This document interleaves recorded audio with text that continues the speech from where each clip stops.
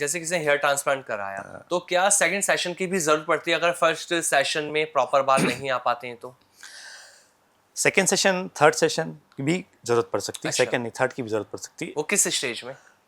अगर आप जैसे आप एंकर हैं, हाँ आपको फेस करना है डेली कैमरा, जी।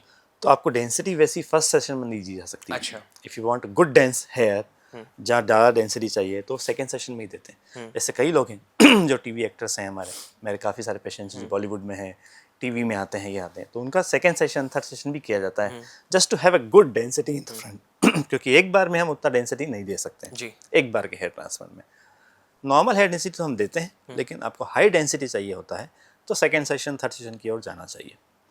सेकेंड, आगे तो फ्रंट आपने हेयर ट्रांसप्लांट करा जी। लिया है और पीछे आपके बाल हैं जो ऑन गोइंग प्रोसेस है वो जा ही रहे हैं, हाँ। उसका आपने ध्यान नहीं रखा, प्रिकॉशन नहीं रखा, कोई मेडिकेशन नहीं लिया या GFCPR पे नहीं लिया, तो पीछे का भी हेयर चला जाएगा। अच्छा। तो वो एरिया को वापस ट्रांसप्लांट करा सकते हैं। ओके। तो second session required for that also, crown area के लिए। तो कई बार हम सेकेंड सेशन करते हैं तो क्राउन एरिया को कवर करने के लिए भी करते हैं। हेयर ट्रांसप्लांट के बाद क्या कुछ चीज़ों का ख्याल रखना पड़ता है सर? जैसे हम लोग अगर रिबॉन्डिंग भी कराने जाते हैं तो फिर वो बताते हैं कि अब आपको ये शैम्पू यूज़ करना है, आपको ये कंडीशनर यूज़ करना है, आपको डाइट क्या लेनी है, क्या नहीं लेनी। तो क्या हेयर ट्रांसप्लांट कराने के बाद आपको डाइट का ये सब कुछ आप बताते हैं? हेयर शैम्पू, ऑयलिंग, ये सब ट्रांसप्लांट चीजों का। के बाद ठीक है, कराना चाहिए। मैं डाइट बताता ही हूँ सभी लोगों को, हेल्दी डाइट होना चाहिए किसी का भी। लाइक ग्रीन डार्क वेजिटेबल ज़्यादा खाएं, ज़्यादा पानी पिए, फ्रूट्स लें, नींद बराबर लिए, लाइफस्टाइल थोड़ी सी चेंज करें उनकी। तो ये सब हम एडवाइस करते हैं। That is not for hair transplant, जिसका हेयर फॉल हो रहा है उसके लिए भी हम एडवाइस करते हैं ताकि आगे हेयर फॉल ना हो। सर, हेल्थी लाइफस्टाइल कितना इंपॉर्टेंट है हमारे बालों के लिए? हम कैसे अपने बालों को हेल्थी भी रख सकते हैं? मोस्ट इंपॉर्टेंट है। मैं सबसे ज़्यादा प्रायोरिटी, जितने भी मेरे पेशेंट्स आते हैं उनको सबसे ज़्यादा प्रायोरिटी इसी एड को ऑन देता क्या हूं करना है अपने कि डेली आपकी रूटीन? लाइफ स्टाइल हेयर और स्किन के लिए बहुत इंपॉर्टेंट है। जी। Good have, you should have a good sleep. Okay. 7-8 घंटे की स्लीप होना ही चाहिए। आजकल सबके पास टाइम नहीं है, लेकिन जी। आपको टाइम तो निकालना पड़ेगा अपनी हेल्थ के लिए। हाँ। कुछ वर्कआउट डेली 40-50 मिनट्स का करना चाहिए। जो भी आपको स्पोर्ट्स पसंद हो, जैसे साइकिलिंग, रनिंग, स्विमिंग, वॉकिंग और gymming, what ever you like, वो आपको लाइफ में होना ही चाहिए। योगा। क्या गर्म पानी से भी हमारे बाल डैमेज होते हैं? बहुत ज़्यादा अगर गर्म पानी ले रहे हैं आप तो बिल्कुल डैमेज करता है। अच्छा। तो आप कुनकुना शावर लीजिए। अगर ज़्यादा विंटर है तो या फिर कोल्ड वाटर से आप ले सकते हैं शावर।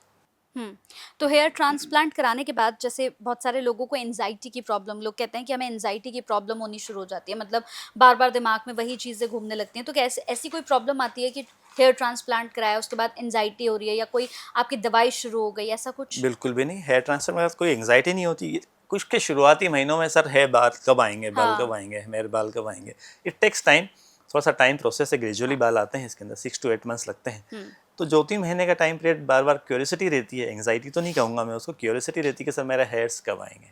एंग्जाइटी जैसा तो मतलब नहीं आपको होता है। पेशेंस रखने की जरूरत है। Yes. मतलब ये नहीं है कि आपने हेयर ट्रांसप्लांट कराया फिर आप कह रहे हैं कि अगले महीने ही मेरे बाल आ जाएं, वैसा नहीं, वैसा नहीं है। आपको 6 से 7 महीने वेट करना होगा मिनिमम। मिनिमम। यस। आजकल हम देख रहे हैं ना, बहुत सारे सेलिब्रिटीज भी ऐसी हैं जो हेयर ट्रांसप्लांट करा रहे हैं। तो आपके पास, आपके क्लिनिक में कोई ऐसा फेमस सेलिब्रिटीज आए हों जिन्होंने हेयर ट्रांसप्लांट कराया हो, आपसे सजेशन लिया हो, उनके बारे में कुछ बताया हो? हैं बहुत, हमारे बहुत अच्छे सिंगर हैं, जी। देश के जाने माने सिंगर हैं, उनका ट्रांसफर मैंने करा है। अच्छा। हाँ, क्रिकेटर हैं, जी। कुछ 1-2 क्रिकेटर हैं, कुछ 1-2 एम्पायर हैं, हाँ, हाँ। जिनका मैंने ट्रांसप्लांट किया है। तो they are very happy. I can not tell the name, नाम मैं एक्सपोज नहीं करना चाहूँगा उनका, but yes they are very तो क्या हैप्पी। सेलिब्रिटीज और नॉर्मल, अगर मैं इस बंदों की बात करता हूँ, उनके लिए क्या अलग होता है हेयर ट्रांसप्लांट या दोनों का सेम है? कहा जाता है यार सेलिब्रिटीज हैं, इनके लिए अलग ट्रीटमेंट होगा, सब कुछ अलग होगा, ऐसा कुछ होता है? ऑलमोस्ट सेम है, बिल्कुल सबके लिए कोई सेम होता डिफरेंस है? नहीं है। सेलिब्रिटीज़ में और कॉमन पर्सन में क्यों डिफरेंस होगा, जी। सेम है।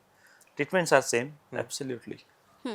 अब हेयर ट्रांसप्लांट के बाद अगर हम बोटॉक्स की बात करते हैं सर, तो बोटॉक्स को लेकर भी लोगों के अंदर बहुत सारे सवाल होते हैं कि कराना चाहिए, नहीं कराना चाहिए, क्या ये सेफ होता है? तो इस पर आपकी राय क्या है? बोटॉक्स कराना चाहिए इफ रिक्वायर्ड।